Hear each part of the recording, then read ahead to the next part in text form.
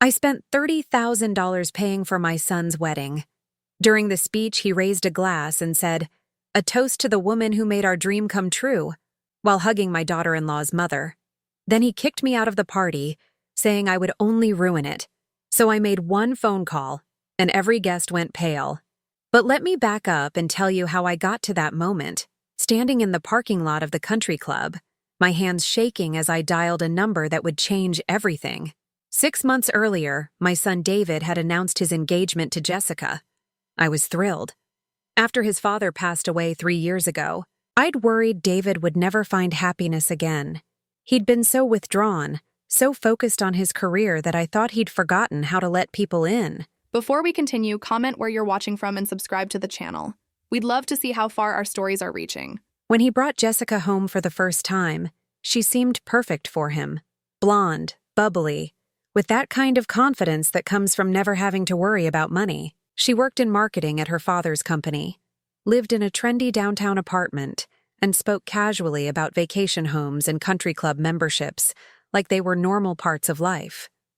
I lived in a modest 2-bedroom house in the suburbs, the same one where I'd raised David after his father left us when David was 12. I'd worked 2 jobs throughout his teenage years, cleaning offices at night and working at the grocery store during the day, to make sure he could go to college without student loans. When David announced they were engaged, Jessica's parents immediately started talking about venue options.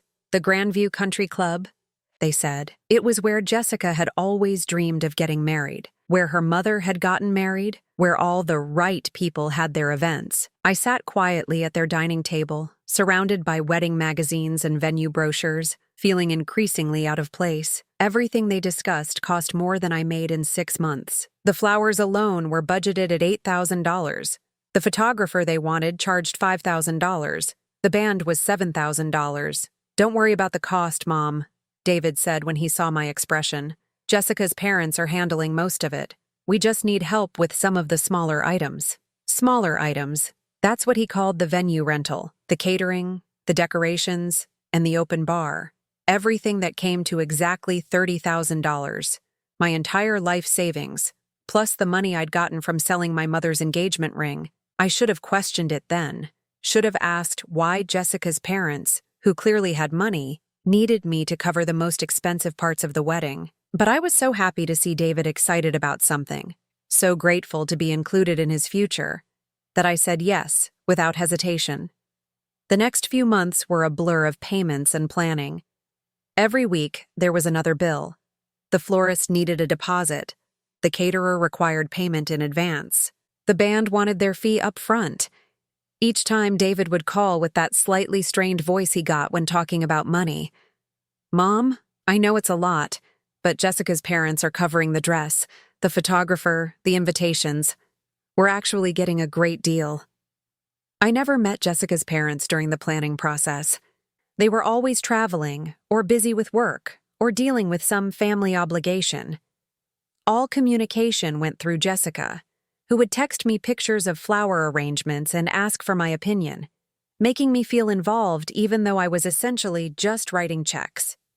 The week before the wedding, I finally met Margaret and Robert Chen, Jessica's parents. They were exactly what I'd expected, polished, well-dressed, with the kind of easy confidence that comes from never having to check your bank balance before making a purchase. Margaret embraced me warmly at the rehearsal dinner. "Sarah, we're so grateful for everything you've done. Jessica has told us how generous you've been with your time and energy." Time and energy, not money. I found it odd, but I was so nervous about fitting in with their crowd that I didn't correct her. The wedding day arrived with perfect weather, and everything I'd paid for looked absolutely beautiful. The flowers were stunning, the venue was elegant, and the food was exceptional. I wore my best dress, navy blue with small pearls, and tried to ignore the fact that I looked underdressed compared to the other guests. I was seated at table 12 in the back corner of the reception hall, while Jessica's parents held court at the head table.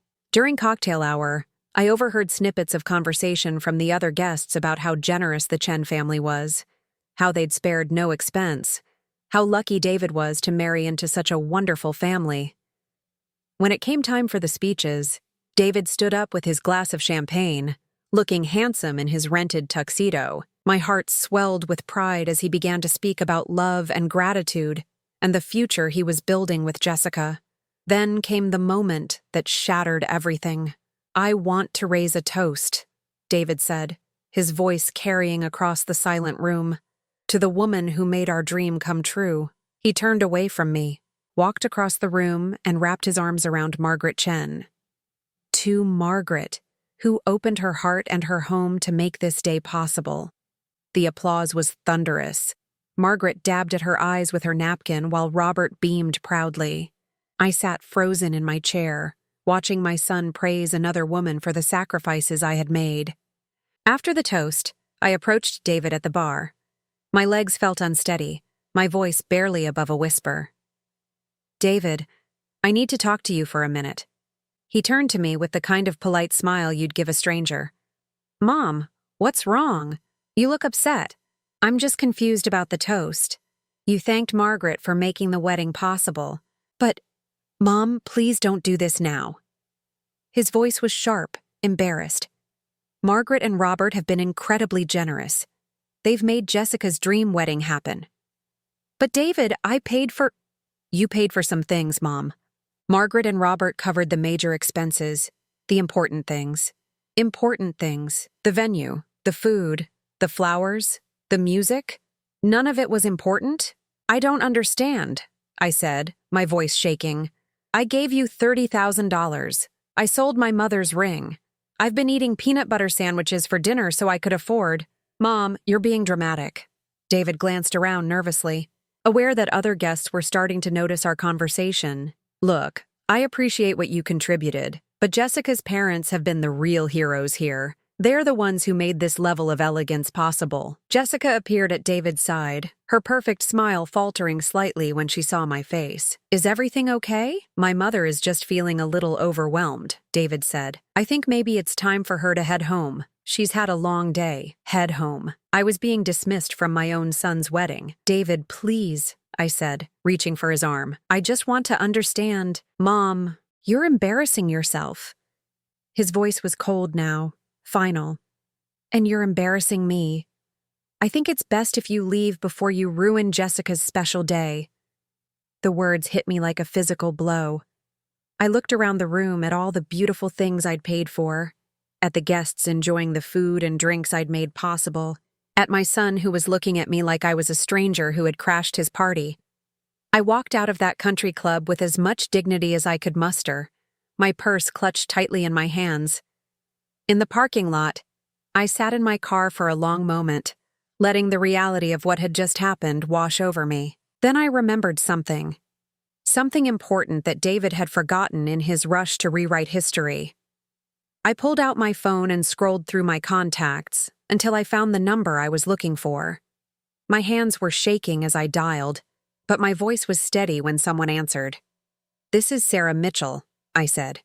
"I need to speak with the event manager immediately." "Mrs. Mitchell?" The voice on the other end was professional, concerned. "This is Marcus Webb, the event manager at Grandview Country Club. How can I help you?" I took a deep breath, trying to keep my voice steady. "I'm calling about the Chen Mitchell wedding that's happening right now. I need to verify something about the payment arrangements." There was a pause. "Of course. Are you calling on behalf of the Chen family?" "No," I said quietly. "I'm David Mitchell's mother. I believe I'm the primary account holder for most of the services." Another pause, longer this time. I could hear the sound of typing in the background. "Yes, Mrs. Mitchell. I have your file right here. You're listed as the responsible party for the venue rental, catering, floral arrangements, and bar service. Is there a problem with the arrangements?" My heart pounded. "Can you tell me exactly what the Chen family paid for?" More typing. "Let me see.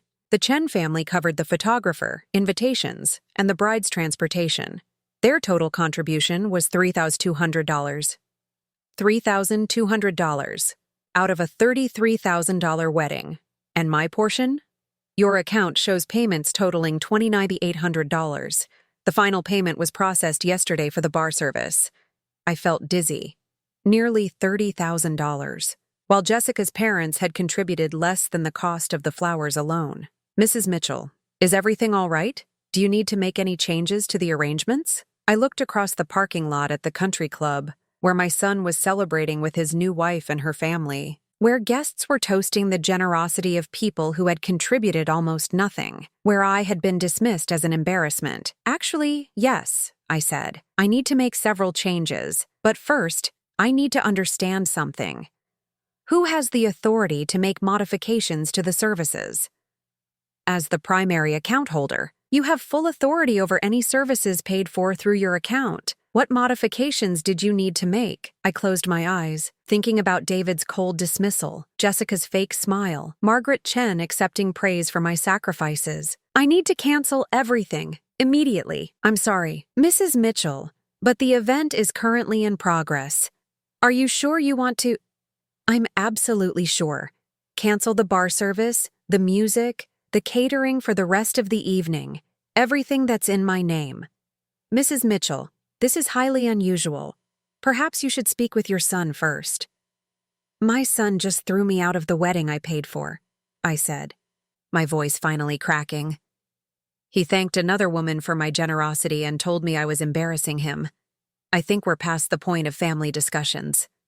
There was a long silence. When Marcus spoke again, his voice was gentler. I understand this is a difficult situation. Let me walk you through what this would mean. If we cancel the bar service now, the bartenders will pack up and leave. The band is contracted until midnight, but if we cancel, they'll stop playing immediately. The catering staff will clear the remaining food and leave. The venue rental runs until 1 a.m., but without the other services. Do it, I said firmly. Cancel everything that's in my name. Mrs. Mitchell, I have to warn you, this will cause significant disruption to the event. The guests will be confused, possibly upset. Your son and his wife will be... They'll be exactly what they deserve to be, I finished. How long will it take to shut everything down? The bar can be closed in about 10 minutes. The band can pack up in 15. The catering staff will need about 20 minutes to clear the food and equipment. The lighting is part of the venue package, so that would go dark once the other services are cleared. I thought about David's face when he'd looked at me with embarrassment, about Jessica's sweet smile as she'd dismissed me, about Margaret Chen basking in praise for generosity that wasn't hers. Do it, I repeated. And, Marcus, I want to speak with the manager on duty. I think the guests deserve to know why the party is ending early. 20 minutes later, I was back inside the country club, standing in the manager's office and watching through the window as confusion spread across the reception hall. The bartenders had packed up first, leaving guests holding empty glasses and looking around in bewilderment. The band had stopped mid-song, their equipment already being loaded onto carts. The catering staff was efficiently clearing the dinner tables, removing the elegant centerpieces I'd paid for, wheeling away the dessert station that had cost me $800. The dance floor that had been packed with celebrating guests was now empty, the elegant lighting dimmed to basic fluorescence. I could see David near the head table, gesturing frantically at one of the staff members. Jessica was beside him, her face pale with shock. Margaret and Robert Chen looked confused and slightly annoyed, as if this was some kind of service failure that would be quickly corrected. Mrs. Mitchell, Marcus said gently, the guests are asking questions. Several people have approached our staff wanting to know what's happening. What would you like me to tell them? I watched my son argue with the catering manager, watched Jessica's perfect wedding dissolve into chaos, watched Margaret Chen's confident smile disappear as she realized something was seriously wrong. Tell them the truth, I said. Tell them the person who paid for the wedding has withdrawn their support. Marcus looked uncomfortable. That's going to raise a lot of questions. Good. Let them ask questions. Let them ask David and Jessica and the generous Chen family where the money really came from. Through the window, I saw David break away from the catering manager and stride toward the office. His face was red with anger. His expensive tuxedo rumpled from the stress of the situation. I think your son is coming to speak with you, Marcus said, stepping discreetly toward the door. I'll give you privacy. David burst through the door without knocking, his eyes wild with panic and rage. Mom, what the hell are you doing? Do you have any idea what you've done? I looked at him calmly. I've stopped paying for a party where I'm not welcome. You can't just cancel everything in the middle of the reception. There are 200 people out there. Jessica is in tears. Her parents are humiliated. Her parents? I repeated. The ones who contributed $3,000 to a $33,000 wedding? The ones who got credit for my sacrifices? David's face went pale. How did I find out that I paid for everything while you gave another woman credit for my generosity? Does it matter how I found out? David, does it matter that I've been living on peanut butter sandwiches while you let people think the Chen family was funding your fairy tale wedding? Mom, you don't understand. Jessica's parents have been so welcoming, so supportive. They've opened their home to me, included me in their family. I didn't want them to feel bad about not contributing more. So you made me feel bad instead. You let me sit in the back corner while they held court at the head table. You thanked Margaret for making your dreams come true, while I sat there knowing I'd sold my mother's ring to pay for those dreams. David ran his hands through his hair, leaving it disheveled. Mom, please. We can fix this. We can make an announcement. Thank you properly. Just call them back, restore the services. Please.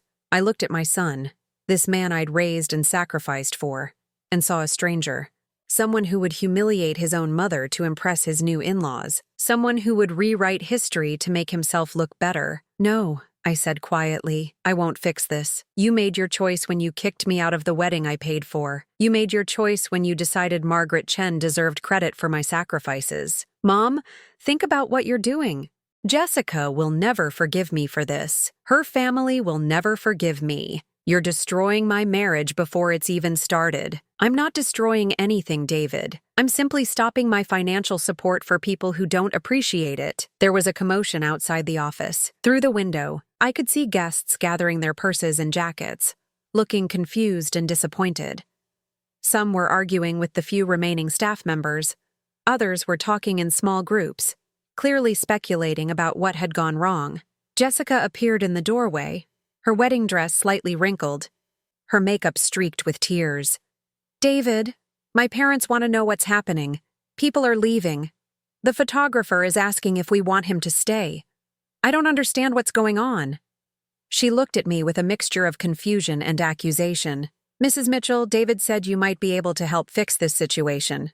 I stood up, smoothing my navy dress, and looked at this young woman who had stood by while I was humiliated. I'm afraid there's nothing to fix, Jessica. The party is over. But why? She asked, tears streaming down her face. Everything was perfect. Everyone was having such a wonderful time. Why would you want to ruin our special day? I didn't ruin anything, I said calmly. I simply stopped paying for a party where I wasn't welcome. The truth of what I'd said began to sink in. Jessica's face went from confusion to shock to something that looked like fear. You paid for the wedding? Most of it, I confirmed. The venue, the food, the flowers, the music, the bar. Everything your husband just told me you were grateful to your parents for providing. Jessica looked at David with an expression I couldn't quite read. David, is this true? Before he could answer, Margaret Chen appeared behind Jessica, her face flushed with indignation. What exactly is going on here? Our guests are leaving. The staff is being extremely rude. This is completely unacceptable. I looked at this woman who had accepted praise for my generosity, who had embraced the gratitude that belonged to me. Mrs. Chen, I said politely, I think it's time you learned the truth about who really paid for your daughter's wedding. Margaret Chen's perfectly composed expression faltered as she looked between David and me. What truth? What is she talking about? I reached into my purse and pulled out the folder I'd been carrying all day. Inside were copies of every payment I'd made, every check I'd written, every receipt for the wedding David had claimed was funded by the Chen family's generosity. Mrs. Chen, let me show you exactly what your family contributed to this wedding, I said, spreading the documents across the manager's desk. Margaret's eyes widened as she scanned the papers. Jessica peered over her mother's shoulder, her face growing paler with each page. David stood frozen in the doorway, looking like he wanted to disappear. This can't be right, Margaret said, her voice shaking. We covered, she trailed off, staring at the evidence in front of her. You covered the photographer, the invitations, and Jessica's transportation, I said calmly. A total of $3,200. I paid for everything else, the venue, the catering, the flowers, the music, the bar service. $29,800. Jessica's legs seemed to give out. She sank into the chair across from me, her wedding dress pooling around her like a deflated balloon. David, you told me my parents were paying for most of the wedding. You said your mother was just helping with small things. I didn't want your parents to feel pressured, David stammered. They've been so welcoming to me. You thought what? Margaret's voice was sharp now, her social polish cracking. That you could lie to us? That you could let us take credit for someone else's generosity? It wasn't supposed to happen like this, David said desperately. Mom offered to help, and I thought it would be easier if we just let people think. Let people think what? I asked quietly. That I didn't matter? That my sacrifices weren't worth acknowledging? Through the office window, I could see the reception hall was nearly empty now. The few remaining guests were clustered in small groups, whispering and glancing toward the office. The elegant tables I'd paid for were bare, the centerpieces packed away, the dance floor dark and silent. Margaret was staring at the receipt for the venue rental, $15,000. Robert and I spent weeks bragging to our friends about how we were giving Jessica her dream wedding. We invited everyone we know, told them about the generous celebration we were hosting. While I sat at table 12 in the back corner, I said softly, while you accepted toasts and thanks for making your daughter's dreams come true. Jessica was crying now, mascara streaking down her cheeks. Mrs. Mitchell, I had no idea. David told me you wanted to help with a few things, but he said my parents were covering all the major expenses. Did you think it was strange that your parents never mentioned writing such large checks? I asked. Did you ever wonder why they never seemed stressed about the cost? Jessica's face crumpled. I thought they were just being generous. They've always been able to afford nice things. I didn't think to question it. But you never questioned why David's mother was seated in the back of the room at her son's wedding? I continued. Why I wasn't included in the family photos. Why I wasn't mentioned in any of the speeches. Margaret stood up abruptly, her face flushed with embarrassment and anger. Robert is going to be mortified. We've been accepting congratulations all evening. People have been praising us for our generosity, telling us what wonderful parents we are. And where is Robert now? I asked. He's outside trying to calm down some of our friends who are upset about the party ending early. Jessica said miserably. He's probably telling them it's some kind of catering emergency. I looked at David, who was still standing in the doorway like a deer caught in headlights. Is that what you're going to tell people, David? That this was a catering emergency? Mom, please, he said, his voice barely above a whisper. Can't we fix this quietly?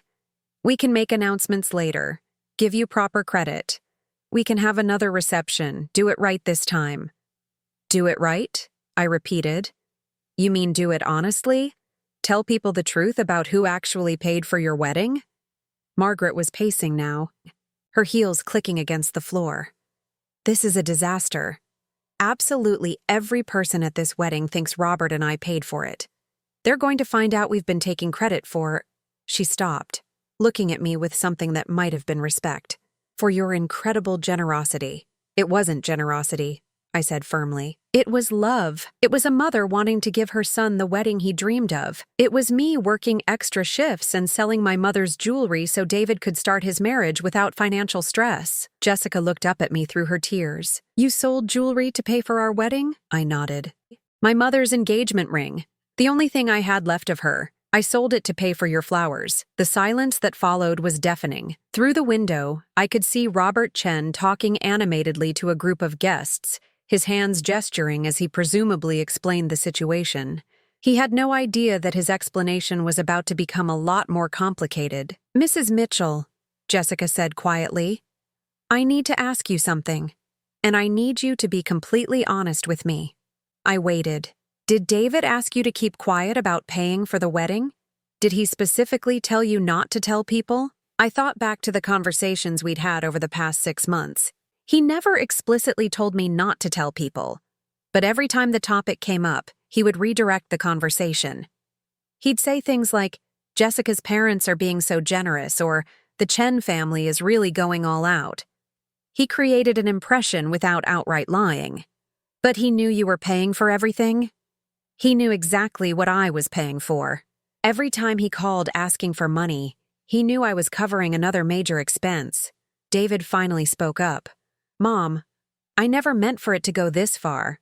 I thought it would be easier if people didn't know how much you were spending.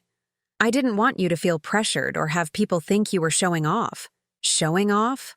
I stood up, my voice rising for the first time. You thought I was showing off by sacrificing everything I had for your happiness? You thought I needed to be protected from people knowing how much I love you? That's not what I meant. What did you mean, David? Because from where I'm standing, it looks like you were ashamed of having a mother who couldn't afford to fund your wedding without sacrifice. It looks like you preferred the narrative where the wealthy Chen family was the hero of the story. Margaret had stopped pacing and was staring at David with a look of dawning understanding. You were embarrassed by her financial situation. You wanted people to think you were marrying into a family that could afford this level of wedding. No, that's not— It is, I said quietly. And you know what the saddest part is? I would have been proud to be acknowledged. I would have been honored to have people know that I worked extra shifts and sold my jewelry to give you this day. But you took that away from me. Jessica was looking at her new husband with an expression I couldn't quite read. David, do you realize what you've done? You've humiliated your mother, embarrassed my parents, and built our wedding on a lie. I was trying to protect everyone, David said weakly. You were trying to protect yourself, I corrected. You were trying to avoid the embarrassment of having a mother who couldn't casually write a $30,000 check. Through the window, I saw Robert Chen heading toward the office, his face grim. Several guests were following him, clearly demanding answers about why the reception had ended so abruptly. Your father is coming, I told Jessica. And he's bringing witnesses. Are you ready to tell them the truth about who really paid for this wedding? Jessica looked at David, then at her mother, then at me. Mrs. Mitchell, what do you want us to do? For the first time all evening, someone was asking what I wanted. The question was so simple, so reasonable, that it almost made me laugh. I want you to tell the truth, I said. I want you to stop hiding behind other people's generosity and acknowledge what actually happened here. The office door opened, and Robert Chen walked in, followed by 3 couples I recognized from the reception. His face was red with frustration and embarrassment. Margaret, what is going on? The Hendersons are asking why the bar closed. The Johnsons want to know why the band stopped playing, and I have no idea what to tell them. He stopped when he saw me standing there with the financial documents spread across the desk. Mrs. Mitchell, I understand there's been some kind of misunderstanding about the catering arrangements. There's been no misunderstanding, Mr. Chen, I said calmly. There's been a revelation. Would you like to know who actually paid for your daughter's wedding? Robert Chen's confident expression faltered as he took in the scene. The documents spread across the desk, his daughter's tear-streaked face, his wife's distress, and David's guilty posture told a story he wasn't prepared to hear. What revelation? He asked slowly. I picked up the venue rental receipt and held it out to him. The revelation that I paid for this wedding, Mr. Chen. Not you, not your wife, me. Robert took the paper with shaking hands. Behind him, 3 couples crowded closer. I recognized Mrs. Henderson from the country club, Mr. Johnson from the bank, and the Clarks from the Chen's neighborhood. $15,000, Robert read aloud, for venue rental, paid by Sarah Mitchell. Show him the catering bill, Margaret said bitterly. Show him the flowers. Show him everything we've been taking credit for. I spread the remaining receipts across the desk. $8,000 for catering, $5,000 for flowers, $3,000 for the band, $2,000 for the bar service, $29,800 total. Mrs. Henderson gasped. Sarah, you paid for all of this? While we told everyone how generous we were being, Margaret added, her voice thick with shame. Robert sank into a chair, staring at the evidence. I don't understand. David, you told us you just needed help with a few small items. I am his family, I said quietly. I'm the portion that was handled. Mr. Johnson, who had processed my large withdrawals, was studying the receipts. Mrs. Mitchell, these payments represent a significant portion of your savings account. Not the entire cost, I corrected. The Chen family contributed $3,200 for the photographer, invitations, and Jessica's transportation. The math was simple. Out of a $33,000 wedding, the family receiving all the credit had contributed less than 10%. Mrs. Clark looked between Robert and me with confusion. But Robert, didn't you tell us at the club last month that you were sparing no expense for Jessica's wedding? Robert's face went from pale to red. We were contributing. We were involved in the planning. You thought your $3,000 entitled you to credit for my $30,000? I asked gently. Jessica suddenly stood up. This is all wrong. Everything about this is wrong. She looked at David with anger and disgust. You lied to me. You lied to my parents. You lied to everyone. Jessica, please, David started, but she cut him off. No, David. You let me believe my parents were funding our wedding. You let me thank them for their generosity. But it was a gift, David said desperately. Mom wanted to do this. She offered to help. Help? Jessica's voice was rising. She didn't help with the wedding, David. She paid for the wedding. There's a difference. Mrs. Henderson turned to me. Sarah, why didn't you say anything? Why didn't you correct people when they praised the Chen family? I thought about all the times I'd sat quietly while others received credit for my sacrifices. Because I was taught that good mothers don't seek recognition for helping their children. Because I thought love meant being invisible. Robert was still staring at the receipts, his face a mask of humiliation. Margaret, our friends are going to find out. Everyone we invited is going to know we took credit for someone else's generosity. Through the office window, I could see more guests gathering in the lobby, their voices animated as they speculated about the situation. What do we do? Robert asked, looking lost. How do we explain this to people? We tell them the truth, Jessica said firmly. We tell them that David's mother paid for the wedding, and that we were too stupid to acknowledge it properly. Jessica? Margaret warned. Think about what you're saying. Think about how this will look. How will it look? Jessica turned to her mother. It will look like we're liars. Because that's what we are. David was becoming more agitated. You're all acting like I committed some terrible crime. I was trying to keep everyone happy. You were trying to avoid being embarrassed by your mother, I said calmly.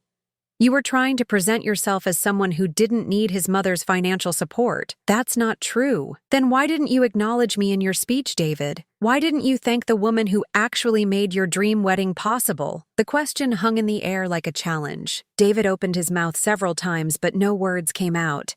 Finally, he slumped against the wall, defeated. Because I was ashamed, he whispered. Because I didn't want Jessica's family to know how much you were spending. Because I didn't want people to think I couldn't afford my own wedding.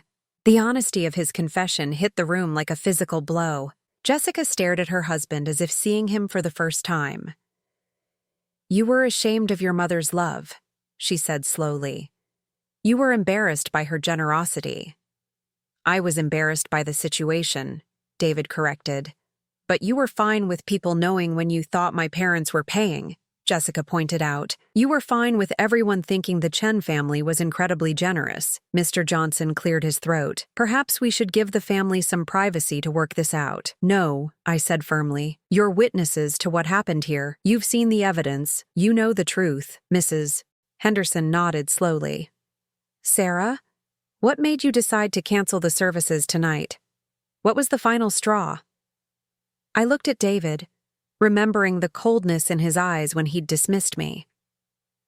When my son told me I was embarrassing him and needed to leave the wedding I'd paid for, I realized I'd been invisible for too long. So you called the event manager and canceled everything, Mrs. Clark said. I stopped paying for a party where I wasn't welcome, I corrected. I stopped funding a celebration that pretended I didn't exist. Robert was looking at me with something that might have been admiration. You had every right to be acknowledged, every right to be thanked. I did, I agreed. And when I wasn't, I exercised my right to withdraw my support. Margaret walked to the window, looking out at the remaining guests. They're waiting for answers. They're going to want to know why the reception ended early. What are you going to tell them? I asked. Margaret turned back to me, her expression resigned. The truth. That we were taking credit for generosity that wasn't ours, that we let a good woman be marginalized while we basked in undeserved praise. And what about you, David? I asked my son. What are you going to tell people? David looked at me with tears in his eyes. I'm going to tell them that I failed my mother, that I was so concerned with impressing other people that I forgot to honor the woman who raised me. And Jessica? I turned to my daughter-in-law. What will you tell people? Jessica wiped her eyes, smearing her makeup further. I'm going to tell them that I married someone who lied to me about one of the most important days of our lives. I'm going to tell them that I need to think about what that means for our future, The implications of her words settled over the room like a heavy blanket. David's face went white. Jessica, you can't mean that. You can't end our marriage over this. I'm not ending anything, Jessica said quietly, but I need to understand who I married. I need to know if this is who you really are. Robert stepped forward. Mrs. Mitchell, what would it take to resolve this situation? What would make this right? I looked around the room at all these people who had finally seen the truth. For the first time all evening, I felt a sense of peace. Nothing, I said simply. Nothing can make this right, but something can make it honest. What's that? Robert asked.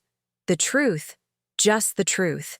No more pretending, no more lies, no more erasing my contributions to protect other people's pride. I gathered up my receipts and put them back in my purse. I'm going home now. You can tell the remaining guests whatever you choose, but if you tell them anything other than the truth, I'll be happy to provide documentation. As I walked toward the door, Marcus Webb appeared in the hallway. Mrs. Mitchell, I wanted to let you know that all the services have been properly canceled. Thank you, Marcus, I said. You've been very professional through all of this. I walked out of the office, leaving behind the chaos I'd created and the family that had forgotten my worth. In the parking lot, I sat in my car for a moment, listening to the silence. Through the country club's windows, I could see people talking in animated groups. The truth was spreading, and there was no way to contain it now. I started my car and drove home, feeling lighter than I had in months. I had just finished my morning coffee when the doorbell rang. It was barely 8 o'clock, and I wasn't expecting anyone. Through the peephole, I saw David standing on my porch, still wearing his wrinkled tuxedo from the night before. His hair was disheveled, his bow tie hanging loose around his neck. I opened the door but didn't invite him in. You look terrible. I haven't slept, he said, his voice hoarse. Mom, we need to talk. About what? I think everything was said last night. Please. The word came out as a croak. Just let me explain. I stepped aside reluctantly. David walked into my modest living room and sat heavily on the couch, his head in his hands. I remained standing, my arms crossed. Jessica left, he said without looking up. She packed a bag and went to her sister's house. She said she needs time to think about whether she can trust me. I'm sorry to hear that, I said, and I meant it. Despite everything, I hadn't wanted to destroy his marriage. Are you? David looked up at me with red-rimmed eyes. Because it feels like you planned this whole thing to humiliate me. I didn't plan anything, David. I reacted to being thrown out of the wedding I paid for. But you knew exactly what would happen when you canceled those services. You knew it would cause chaos. You knew it would embarrass everyone. I sat down across from him, studying this man who was my son, but felt like a stranger. What I knew was that I couldn't continue to be invisible. What I knew was that my love and sacrifice meant nothing if they could be erased so easily. Your love? David's voice rose. You call destroying my wedding night love? I call stopping payment on services I was no longer welcome to enjoy practical. David stood up and began pacing. Do you have any idea what happened after you left? Do you know what people are saying? I imagine they're saying the truth for once. They're saying I'm a liar and a fraud. They're saying I used my mother and threw her away. They're saying Jessica married someone who can't be trusted. And are those things true? David stopped pacing and stared at me. How can you ask me that? Because I need to know if you understand what you did. I need to know if you're sorry for the right reasons. Of course I'm sorry. I'm sorry the whole thing happened. I'm sorry you got upset. I'm sorry Jessica is hurt. But are you sorry for lying? Are you sorry for being ashamed of me?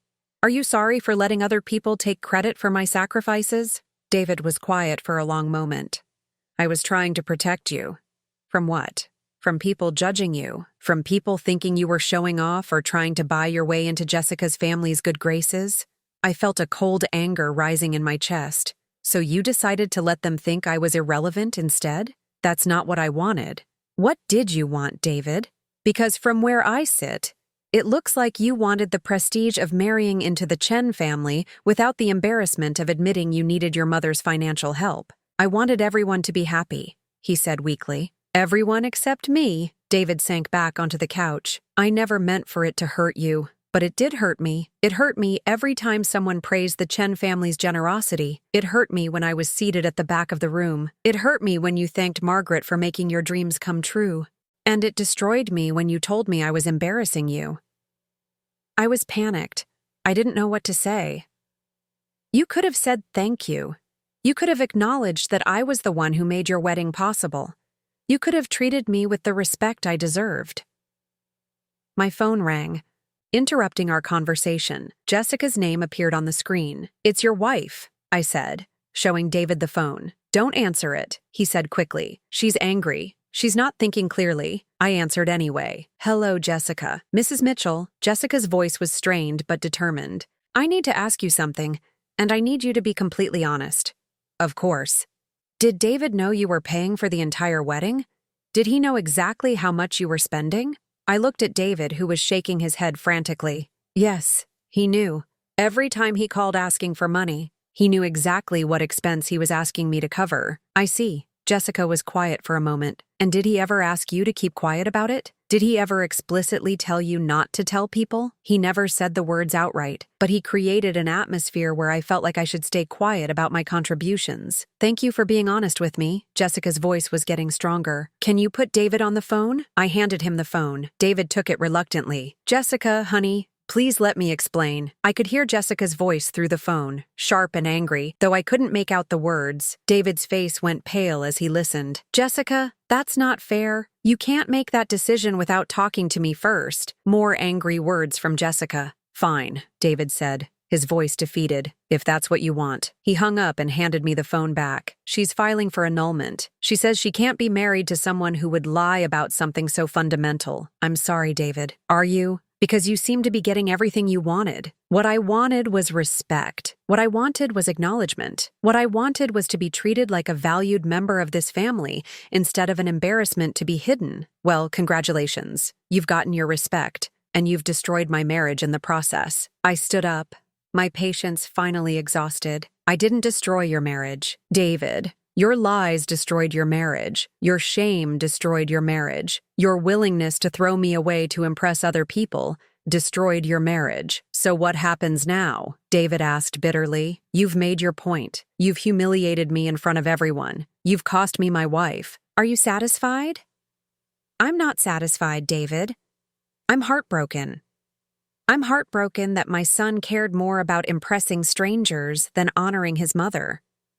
I'm heartbroken that you were willing to erase me to protect your image." "I never wanted to erase you." "Then why did you do it? Why did you let Margaret Chen accept praise for my generosity? Why did you thank her instead of me?" David was crying now, tears streaming down his face. "Because I was ashamed. Because I didn't want people to know how much you were spending. Because I didn't want them to think I was taking advantage of you. But you were taking advantage of me. You were taking my money and giving someone else the credit." "I know. I know that now. And I'm sorry. I'm so sorry, Mom. Sorry isn't enough, David. Sorry doesn't undo the humiliation. Sorry doesn't give me back the respect I lost. Sorry doesn't repair the damage you've done to our relationship. Then what will? What do you want from me?" I looked at this man who was my son, who I'd raised and loved and sacrificed for, and I felt something I'd never felt before. I felt done. "I want you to understand that actions have consequences. I want you to understand that the way you treated me was unacceptable. And I want you to understand that our relationship may never be the same." "You're cutting me off? You're ending our relationship over this?" "I'm protecting myself from further humiliation. I'm choosing to value myself enough to walk away from people who don't value me." David stood up, his face desperate. "Mom, you can't do this. You're all I have left. Jessica is gone. Her family won't speak to me. And now you're abandoning me too." "I'm not abandoning you, David. I'm simply refusing to be taken for granted anymore." "What does that mean?" "It means no more blank checks. No more invisible contributions. No more being treated like an embarrassment. If you want a relationship with me, it has to be based on mutual respect. I do respect you." "No, you don't. But maybe someday you will. Maybe when you've had time to think about what you've lost, you'll understand what you threw away." David walked toward the door, then turned back. I love you, Mom. I know I messed up, but I love you. I love you too, David. But love isn't enough anymore. Respect matters. Honesty matters. And until you understand that, we don't have anything else to say to each other. After David left, I sat in my quiet living room, feeling strangely peaceful. My phone rang again. This time it was Margaret Chen. Sarah, I owe you an apology. A huge apology. And I owe you a debt I can never repay. You don't owe me anything, Margaret. I owe you honesty. I owe you the acknowledgement you should have received. And I owe you the respect you deserved from the beginning. Thank you for saying that. Robert and I are going to make this right. We're going to tell everyone the truth about what happened. We're going to make sure people know who really paid for that wedding. I appreciate that, but it's not necessary. The truth has a way of coming out on its own. It is necessary, because what we did was wrong, and because you deserved better from all of us. After I hung up, I made myself another cup of coffee and sat in my favorite chair. For the first time in months, I felt like myself again. Not David's mother, not the woman in the background, but Sarah Mitchell.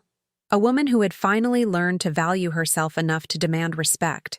The phone would ring again, I knew. There would be more conversations, more apologies, more attempts to repair the damage. But I had taken the first step toward reclaiming my dignity, and that was enough for now. 6 months later, I was sitting in a cafe in downtown Seattle, watching the rain create patterns on the window, when my phone buzzed with a text from an unknown number. The message was simple. Mom, I understand now. I'm sorry. David. I stared at the message for a long moment, then put the phone back in my purse without responding. Some apologies come too late, and some bridges burn too completely to rebuild. But for the first time since that awful wedding night, I felt no anger when I thought about my son, just a quiet sadness for what we'd lost and a peaceful acceptance of what I'd gained. The months following the wedding had been difficult but transformative. The story of what happened at the Chen Mitchell wedding spread through our small town like wildfire. Some people took sides, some offered sympathy, and some just watched the drama unfold with fascination. But I discovered something unexpected. Most people respected what I'd done. Mrs. Henderson from the country club had called me the week after the wedding. Sarah, I've been thinking about what happened, and I want you to know that I think you handled yourself with remarkable dignity. What David did was inexcusable. Similar calls came from other women in town, women who had their own stories of being taken for granted, of having their contributions overlooked, of being treated as invisible by the people who should have valued them most. My story had resonated with them in ways I never expected. 3 months after the wedding, I made a decision that surprised everyone, including myself. I sold my house, the small 2-bedroom where I'd raised David, where I'd pinched pennies and worked double shifts to give him everything he needed. The house sold within a week to a young couple expecting their first child. Are you sure about this? My realtor had asked. This is a big step.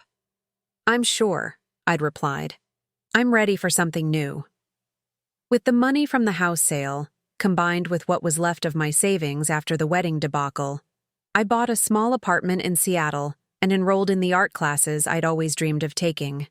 At 62, I was finally living for myself. The art classes were a revelation. I'd always been practical, focused on work and bills and responsibilities, but sitting in front of a canvas with a brush in my hand, I discovered parts of myself I'd forgotten existed. My instructor, a patient woman named Elena, encouraged me to paint my feelings, to put my emotions on canvas. My first painting was dark, full of sharp lines and muddy colors. It represented the anger and hurt I'd felt at the wedding. But as the weeks passed, my paintings became lighter, more colorful. I was painting my way through the grief of losing my son and discovering the joy of finding myself. I made new friends in the art class, women like me who were starting over in their 60s. We went to museums together, tried new restaurants, took weekend trips to small towns along the coast. For the first time in years, I was part of a community that valued me for who I was, not for what I could provide. The calls from David had stopped after the first month. I'd heard through mutual acquaintances that he'd moved to another city, trying to escape the scandal that had followed him. Jessica had gotten her annulment and returned to her maiden name. The Chen family had quietly left town as well, unable to face the social consequences of their deception. I felt no satisfaction in their downfall. Their departure had been a consequence of their own actions, not something I'd orchestrated. I'd simply refused to continue being invisible, and they'd been unable to handle the truth that followed. My phone buzzed again. This time it was Elena, my art instructor. "Sarah, I have exciting news. The gallery wants to include 3 of your paintings in next month's showcase. This is a big opportunity." I smiled, looking out at the Seattle skyline. A year ago, I would never have imagined that I'd be sitting in a cafe in a new city, preparing for my first art show. A year ago, I was still defining myself by my relationship to other people, David's mother, Richard's widow, the woman in the background. Now I was Sarah Mitchell, artist. Sarah Mitchell, independent woman. Sarah Mitchell, someone who had learned to value herself enough to demand respect. The art show was scheduled for the following Saturday. I'd invited my new friends, my art class colleagues, and a few people from my old life who had supported me through the difficult transition. Mrs. Henderson had insisted on driving up from our hometown, saying she wouldn't miss it for the world. I'd also sent an invitation to David, though I wasn't sure he'd received it. Part of me hoped he wouldn't come. Our relationship was too damaged for easy reconciliation, and I didn't want anything to overshadow what had become the most important evening of my new life. The day of the show arrived with perfect weather. I stood in the gallery, watching people examine my paintings and discuss them with genuine interest. The 3 pieces Elena had selected told a story. The dark, angry painting from my early days in class, a transitional piece full of swirling colors and movement, and my latest work, a bright, peaceful landscape that represented where I was now. Mrs. Henderson arrived early, wearing her best dress and carrying a bouquet of flowers. "Sarah, I'm so proud of you," she said, embracing me warmly. "Look at what you've accomplished." I looked around the gallery at my paintings hanging on the walls, at the small crowd of people who had come to support me, at the life I'd built from the ashes of my old one. "I never thought I'd be here," I admitted. "You deserve to be here," Mrs. Henderson said firmly. "You deserve all of this and more." As the evening progressed, I found myself relaxing and enjoying the attention. People asked about my techniques, my inspiration, my plans for future work. I was being seen and heard and valued in ways I'd never experienced before. Near the end of the evening, I noticed a familiar figure standing near the entrance. David was there, looking older and more subdued than I remembered. He was studying my paintings from a distance, not approaching or trying to get my attention. I watched him for a few minutes, noting how he paused longest at the angry painting, how his shoulders slumped as he looked at the visual representation of the pain he'd caused. Then he looked at the peaceful landscape, and something in his expression changed. He walked over to me slowly, his hands shoved deep in his pockets. "Mom, your paintings are beautiful." "Thank you," I said simply. "I got your invitation. I wasn't sure if you really wanted me to come."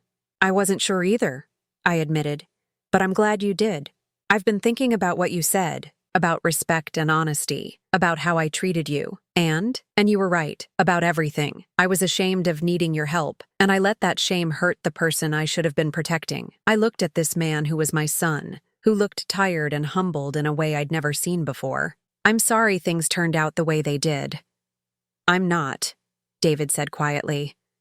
"I'm sorry for the pain I caused you, but I'm not sorry that you finally stood up for yourself. I'm proud of you for demanding better." "Thank you for saying that.